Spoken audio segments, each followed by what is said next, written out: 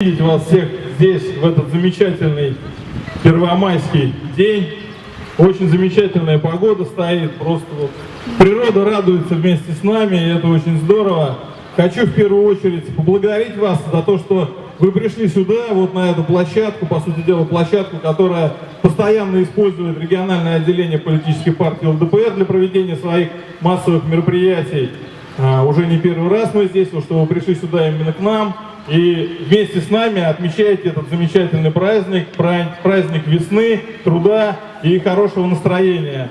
Хочу сказать, что действительно вот этот праздник, он очень актуален в современной России, потому что, человек труда — это, по сути дела, все. Самое главное, что есть у нашей страны, и благодаря кому и благодаря чему мы достигаем таких успехов и высот, благодаря чему у нас развивается космическая отрасль, несмотря на то, что есть определенные шероховатости, благодаря чему у нас развивается промышленность, благодаря чему у нас цветущий город, хотя тоже не без шероховатостей. Несмотря на все перипетии, несмотря на все заключения, в том числе наших руководителей нерадивых, в любом случае человек труда, он дает о себе знать и говорит, что в первую очередь надо обращать внимание именно на него, и что именно он стоит во главе угла.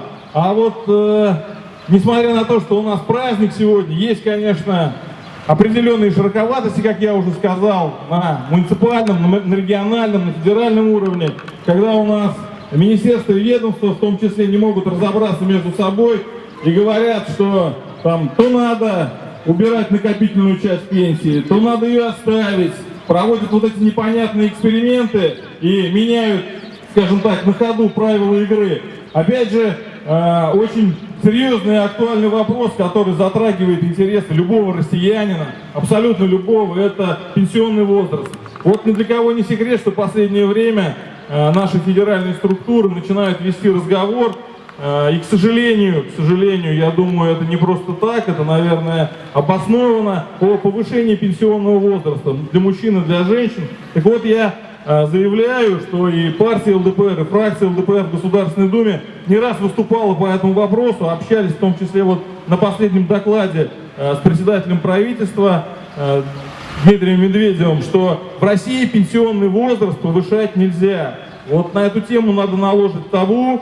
При всем при том, тот жизненный порог, вот тот уровень жизни, та продолжительность жизни, которая сейчас у нас присутствует в России, когда, по сути дела, мужчины чуть более 60 лет, то есть человек исполняет 60 лет, и, по сути дела, он по статистике должен заканчивать свой жизненный путь у нас в Российской Федерации. Поэтому еще раз повторюсь, этого делать ни в коем случае нельзя, это основной посыл партии ЛДПР, и она будет стоять на этом, стоять в защиту как раз наших тружеников, наших пенсионеров, и ни в коем случае не допустит повышения как раз пенсионного возраста.